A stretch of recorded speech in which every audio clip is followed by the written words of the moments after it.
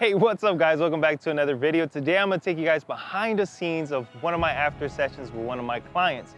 Vanessa is behind the camera right now. Say hi guys. She's filming, and so we're gonna go ahead. I'll take you guys there. I'll show you all the equipment I'm gonna use.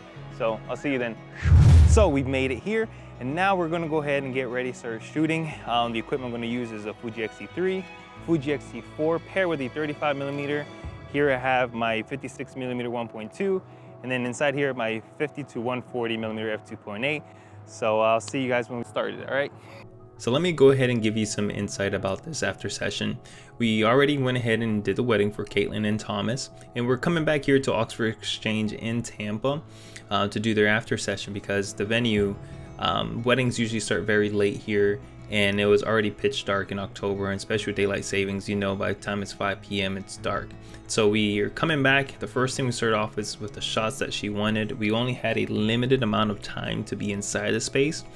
So as you guys can see, there's customers around and people watching. So we wanted to hurry up and get this over with. So we got it over with inside the space.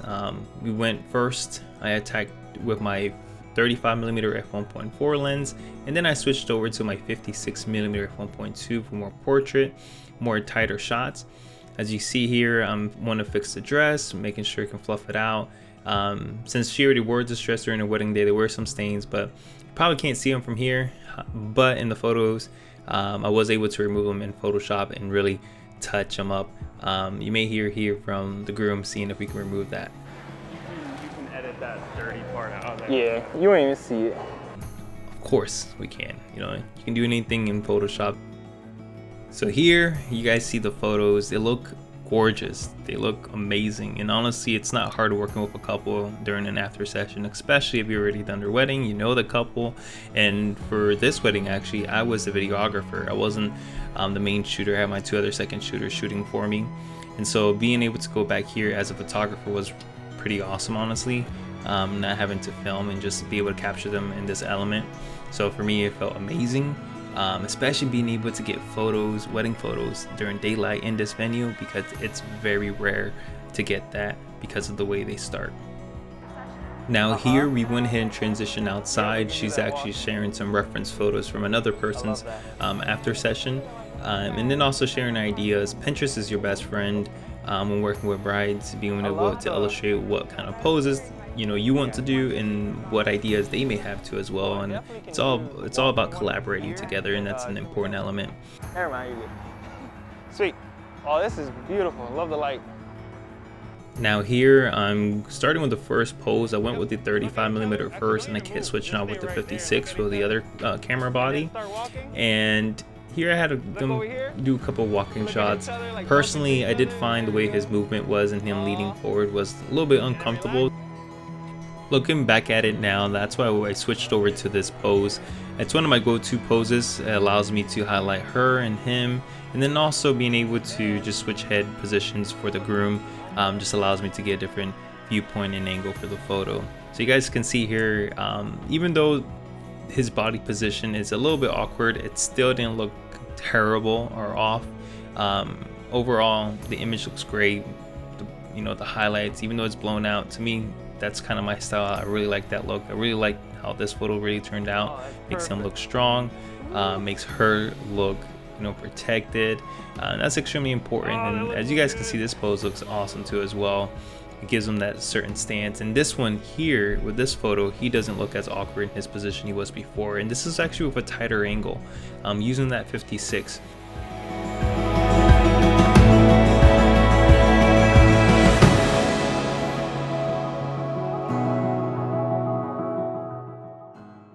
Here we're going on to our next pose, and this pose we wanted to use the wall. This is more of a traditional one. The only thing, as you guys see in this frame here, is that have the groom always grab the bride by the waist, by the arms, or whatever, but you always want to have that physical touch going on. And I actually mentioned that later on. As you guys can see here, I told him, hey, give her some kisses all around, and that brings out those candid moments. And that's what you want. You want candid moments. You want genuine reactions. That's what's going to lead to a great photo that, they can have for years and years on. And it was a genuine moment. It's not a pose moment. Changing gears now, I've walked across over the street gonna get photos viewing the venue itself. Now, one of the tough challenges is that the car is obviously moving in traffic, and it's a busy area, especially during this time of the day, and it was a Sunday too. I switched over to my 50 to 140 millimeter, allowing me to get some tight portraits, and then also I switched over to my 50 millimeter for some wider shots to include the venue too as well. Hardest part about that is though, or one thing that I do regret, I would say, is that I didn't bring my 16 through 50. I left it in the car. I didn't expect to do a really wide angle type of shot. However, I failed to plan and be prepared with having that lens in my bag. So at the end of the day, that comes to me. Here, like right here across the street, that's gonna look fire. Oh yeah. Girl, might as well take advantage of this. I know I was. Sharing insight here.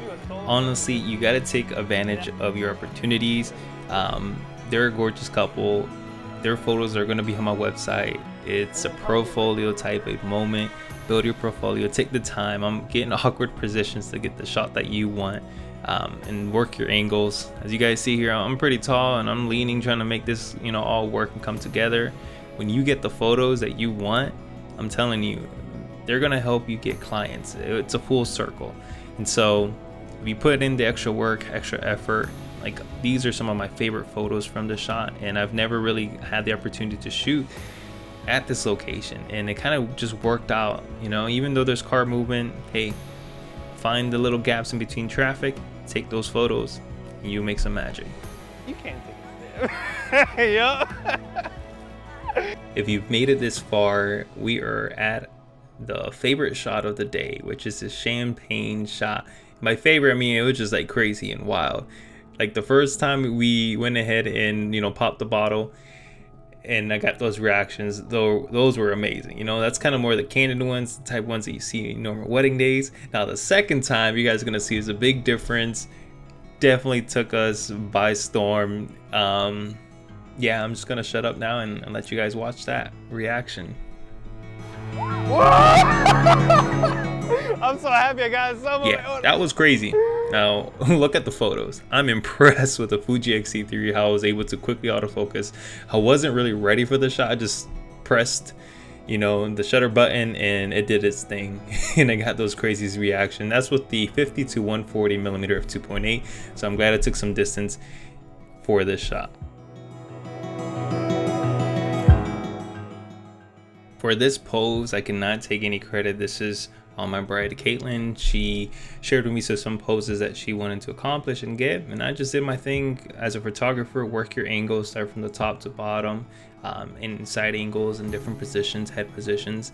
Don't be lazy. One of the biggest things that I hate is when photographers just stand still and stay in the same position and either zoom in or zoom out.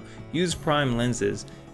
Change your angles. It's extremely important not to fall into that trap of being lazy and not getting low or getting high or working your angles. Take the time and do the work. Now we've made it to our last location.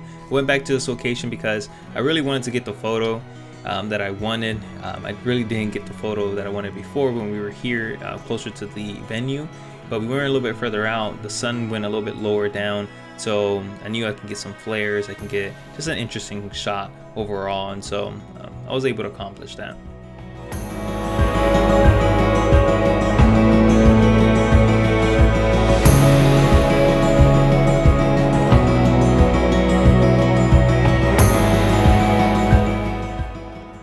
Biggest thing, do not hesitate getting your shot. Do it over again if you really need to get the shot that you really want. Now we've made it till the end. And the biggest tip I really want to share with you all is that throughout the shoot, be animated. You know, make your couples feel great and amazing. I mean, they're paying you to capture the most important moment of their lives. So give them that energy. They deserve that energy. If the venue isn't up to spec, or the lighting conditions or whatever, if the conditions aren't favorable to you, don't hold back to show animation, and that client deserves it. Each one of those clients are paying your bills when they trust you and they hire you. So be grateful, give it your all, and hope you guys enjoy this video. I'll see you guys on the next one. Peace.